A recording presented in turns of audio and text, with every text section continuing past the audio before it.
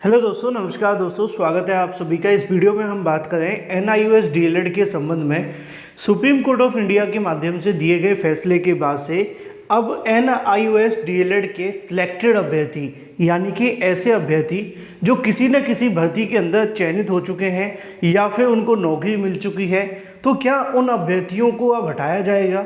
और इस ऑर्डर का सुप्रीम कोर्ट ऑफ इंडिया ने जो दिया है उनकी नियुक्ति पर क्या प्रभाव पड़ेगा, इसको लेकर जब से कल सुप्रीम कोर्ट ने अपना फैसला सुनाया है तभी से लगातार अभ्यर्थी कमेंट करके पूछ रहे हैं कि सर इसके बारे में एक जानकारी दी जाए कि जो पहले से सिलेक्टेड हैं क्या वो बाहर हो जाएंगे, क्या उनको हटा दिया जाएगा। डिटेल में बात करते हैं। चैनल को सब्सक्राइब करके बेल आइकन को दबा लें और वीडियो को लाइक कर दें, जिससे कि आपको रियल ऑथेंटिक जानकारी सबसे पहले मिलती रहे। दोस्तों, जैसा कि आप जानते हैं कि सिलेक्टेड अभ्यर्थियों में भी दो तरह के अलग अलग अभ्यर्थी हैं। एक तो ऐसे अभ्यर्थी जो कि यहाँ पे पहले से किसी टीचर पोस्ट पे थे, गवर्नमेंट में, एडेड में, प्राइमरी में, अपर प्राइमरी में या प्राइवेट में या सरकारी में, ठीक है, जिन्होंने एनआईओएस डीएलएड का कोर्स करने के बाद में मिनिमम योग्यता हासिल की थी 2019 तक। ठीक है, हम नई भर्तियों पे भी आएंगे, पहले थोड़ी बात पुरानियों को लेकर कर लेते हैं। तो उन अभ्यर्थियों के लिए तो ज़्यादा कोई दिक्कत नहीं होगी, क्योंकि उनके लिए ही तो ये कोर्स लाया गया था। तो ये अभ्यर्थी तो यहाँ से बिल्कुल भी बाहर नहीं होंगे। जिन्होंने 2019 तक एनआईओएस डीएलएड से कंप्लीट कर लिया था, शिक्षक बनने की मिनिमम योग्यता हासिल कर ली थी, उनके लिए अब कोई समस्या नहीं होगी, वो बिल्कुल पूरे तरीके से सेफ होंगे। लेकिन अगर बात कर ली जाए सिलेक्टेड छात्रों के बारे में, उनकी भर्ती पर क्या असर पड़ेगा, क्योंकि आपने देखा होगा कि उसके बाद से उत्तर प्रदेश में भी एक शिक्षक भर्ती निकाली गई थी 69,000, ठीक है ना, 69,000। इसके अलावा 68,500 निकाली गई थी। इसी तरीके से अगर बात कर ली जाए बिहार के अंदर बीपीएससी टीआरई की अगर हम बात करें तो वहाँ पे भी बहुत सारे अभ्यर्थी इसमें सम्मिलित हुए थे। और ये सबसे बड़ा सवाल है कि क्या अब जो सिलेक्टेड अभ्यर्थी हैं उनको भी बाहर निकाल दिया जाएगा, क्योंकि सुप्रीम कोर्ट ऑफ इंडिया ने इस बात को स्पष्ट कर दिया है कि एनआईओएस से डीएलएड करने वाले अभ्यर्थी जिन्होंने 18 महीने का डीएलएड किया है वो 2 साल के डीएलएड के बराबर नहीं है। और ऐसे में 2 साल का जो डीएलएड है वो एनसीटीई के थ्रू अप्रूव्ड है शिक्षक बनने की मिनिमम योग्यता के रूप में। इसलिए एनआईओएस से डीएलएड करने वाले अभ्यर्थी प्राइमरी में वैलिड नहीं है। सुप्रीम कोर्ट ऑफ इंडिया ने इस बात को पहले ही स्पष्ट कर दिया है।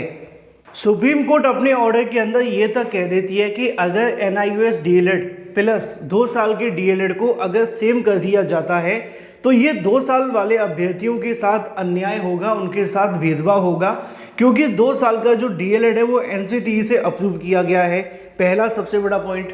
दूसरा सबसे बड़ा पॉइंट ये है कि जो 2 साल का डीएलएड है वो 2 साल रेगुलर बेसिस पे करवाया जाता है, जबकि एनआईओएस डीएलएड आप जानते हैं कि एनसीटीई से अप्रूव्ड नहीं है।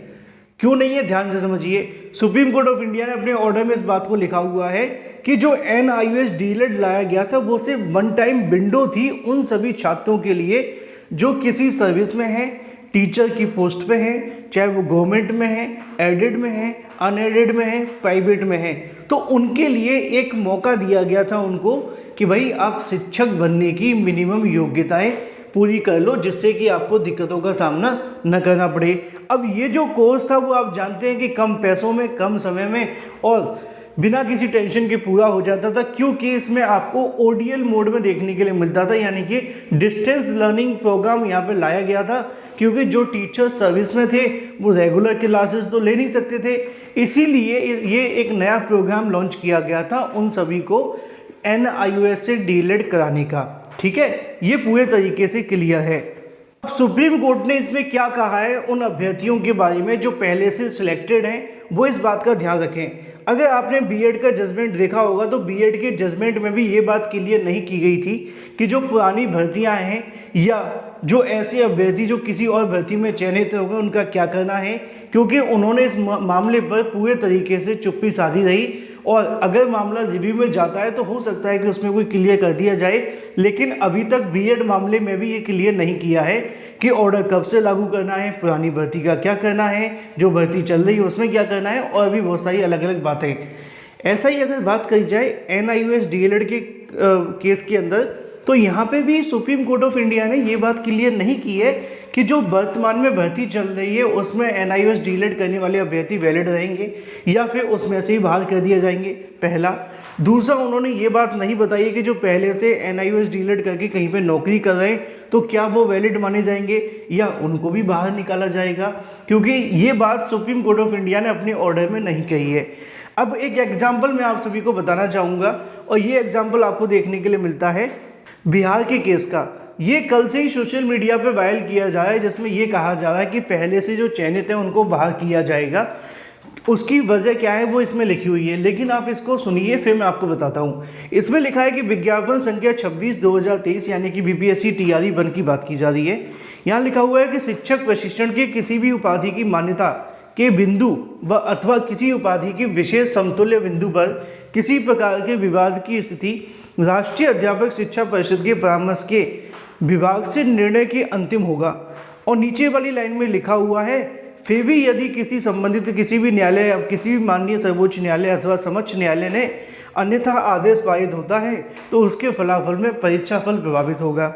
अब क्या बात है, बात यह है कि भाई एनआईओएस डीएलएड करने वाले अभ्यर्थियों को बाहर कर दिया है, तो क्या उनको इस ऑर्डर के आधार पर बाहर कर सकते हैं? तो इसका जवाब होगा नहीं, क्योंकि यहाँ पे जो बात की गई वो सुप्रीम कोर्ट ऑफ इंडिया के ऑर्डर बीएड को लेकर की जा रही है।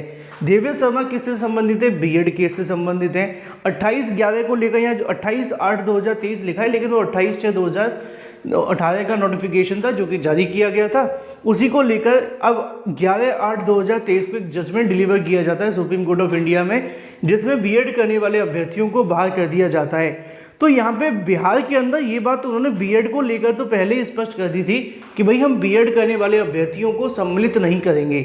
और अगर सुप्रीम कोर्ट का कोई और ऑर्डर आता है या कोर्ट का कोई और ऑर्डर आता है तो इस बात पे हम विचार कर सकते हैं।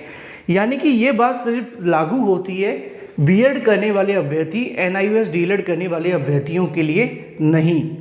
चूंकि सुप्रीम कोर्ट ऑफ इंडिया ने सिलेक्टेड अभ्यर्थियों के लिए कुछ भी नहीं कहा है, तो इस बात का आप ध्यान रखें कि जो पहले से सिलेक्टेड है किसी भर्ती में, उन पर ज़्यादा दिक्कतों का सामना नहीं करना पड़ेगा, क्योंकि बाद में अगर मामला कोर्ट में भी जाता है तो उनको बाहर नहीं निकाला जाएगा, क्योंकि ये मामला कंप्लीट हो चुका है और अब आपको नौकरी मिल चुकी है। एक होता है कि भर्ती का प्रोसेस में है, यानी कि अभी आपको नियुक्ति नहीं मिली है, बट अब आप सभी को नियुक्ति मिल चुकी है, तो इतना आसान नहीं होगा निकालना, और ना ही निकाला जाएगा सुप्रीम कोर्ट ऑफ इंडिया के माध्यम से। यानी कि एक लाइन में अगर कहना चाहें तो जो एनआईओएस से डीएलएड करने वाले अभ्यर्थी किसी भी भर्ती में सिलेक्टेड हुए हैं तो वो यहाँ पर पूरे तरीके से सेफ है, उनको बाहर नहीं किया जाएगा। बाकी अगर आपके मन में अभी भी कोई सवाल है तो कमेंट करके पूछ सकते हैं, मैं आपको रिप्लाई दे दूंगा। Thank you for watching this video.